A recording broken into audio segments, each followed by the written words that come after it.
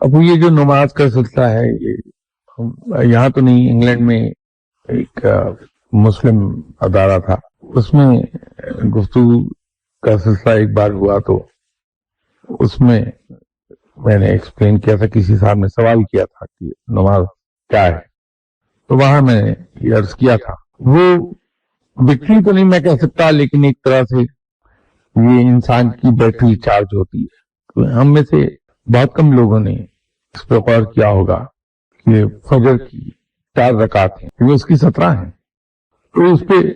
کبھی غور کیا کہ ایسا کیوں ہے، جبکہ صبح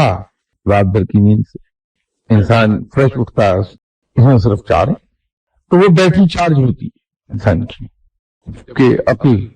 یہ کہتی ہے کہ سارے دن کا تھکا ہارا انسان ہے، اور 17 رکعت نماز پڑھے گا، وہ تو اللہ معاف فرمائے، میں اعتراض نہیں کر رہا، میں صرف بحث کی بات کر رہا ہوں کہ 2 ہونی چاہیے، کہ سارے دن کا تھکا ہوا ہے، جلدی سے نماز پڑھ لے آدمی، تو وہ بیٹری چارج ہوتی ہے انسان کی۔